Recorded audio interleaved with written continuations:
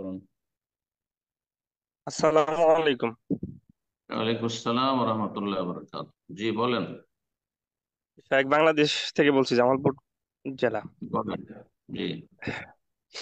শাহেখ, এখন আমার প্রশ্ন হচ্ছে যে আমি মানে যৌনক্ষম, ঠিক আছে শাহেখ। এখন আমার স্ত্রী আছে।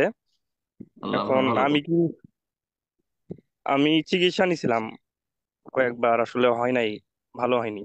এখন আমি কি আমার হাত দ্বারা তাকে কি উম, যৌন তৃপ্তি দিতে পারবো তার লজ্জাস্থান থেকে? দেখেন, আল্লাহ রাব্বুল আলামিন পুরুষ নারীকে যেভাবে সৃষ্টি করেছেন আর যেভাবে জনমিলন দ্বারা তৃপ্তি দেওয়া শিখিয়েছেন, সেটাই হচ্ছে শরীয়ত সম্মত।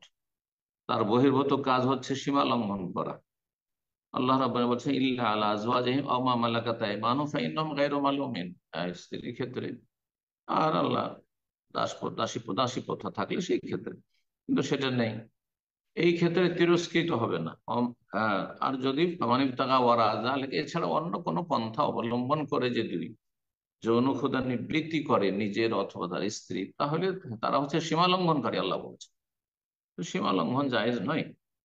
সুতরাং এটা আপনার করণীয় নয়। হয় এইরকম ক্ষেত্রে আপনার স্ত্রী ধৈর্য ধারণ করে থাকবে যে আমি এইভাবে জীবনটা কাটাবো, গুনাহ থেকে নিজে বাঁচিয়ে রাখবো, এবাদত বন্দেগীতে আর দ্বীনের জ্ঞান অর্জন করায় নিজেকে নিয়োজিত করব। এই শর্তে যদি পাপ থেকে বেঁচে থাকতে পারে, তাহলে আপনার তো সারা সারা জীবন আপনার সাথে সংসার করতে পারে এই অবস্থা। আর যদি দেখা যায় যে না, তার গুনহার আশঙ্কা রয়েছে, অথবা গুনহার আশঙ্কা থাক আর না থাক, সে বলছে না আমি এইভাবে জীবনটা কাটাবো না, আমার ছেলে মেয়ের প্রয়োজন রয়েছে, তারপরে আমার নিজের শারীরিক চাহিদা রয়েছে, সুতরাং সে তালাক নিলে সে তার কোনো দোষ না, বরং তার জন্য তালাক নেওয়া ভালো এবং আপনার জন্য তালাক দিয়ে দেওয়া ভালো। যে আপনার মধ্যে যেহেতু সেই হক আদায় করার যোগ্যতা নেই, সুতরাং আপনি নিজেকে অন্য কাজে নিয়োজিত করবেন। আপনি এলেম শেখা শুরু করেন। ইমাম ইবনে তাইমিয়া রাহিমাহুল্লাহ সারা জীবন বিয়ে শাদী করেন। ইমাম বুখারী রাহিমাহুল্লাহ বিয়ে শাদী করেছেন কি করেন কোনো প্রমাণ নেই, ছেলে মেয়েও ছিল না। অনেক এরকম বড় বড় ওলামা ইকরাম যারা বিয়ে শাদী করেননি, তারা এর চাইতে অনেক গুরুত্বপূর্ণ কাজে নিজেকে একবারে নিয়োজিত রেখেছিলেন। তো তারা আমাদের জন্য আদর্শ। রাসূলুল্লাহ সাল্লাল্লাহু আলাইহি ওয়াসাল্লামের পর যদিও যার শারীরিক চাহিদা রয়েছে, পুরুষ হোক আর নারী হোক, তাদের জন্য বিয়ে করা অবশ্যই সুন্নাতে মুআক্কাদা।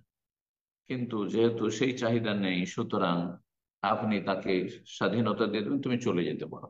সে ইচ্ছা করলে চলে যাবে, আর না হলে থাকলে এই শর্তের সাথে থাকবে যে সে কোনো গুনাহে লিপ্ত হবে না।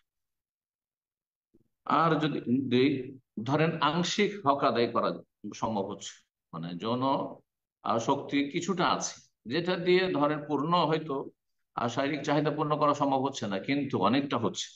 আর সেটাতে আর একটু কিছুর জন্য যদি যেটা বললেন সেইটা যদি অবলম্বন করেন, তাহলে সেটা জায়জ হতে। কিন্তু একেবারে যৌন শক্তি নেই আর শুধু আমি হাত দ্বারা অথবা আর কিছু দিয়ে আমি যদি তৃপ্তি দান করি, না মোটে এটা পথ নয়, এটা শরীয়ত সম্মত পথ নয়। আল্লাহ তাআলা আলাম। আল্লাহ আপনার জন্য ভালো করুন এবং উত্তম কাজে আল্লাহ সবসময় নিজেকে নিয়োজিত রাখার তৌফিক দান করুন।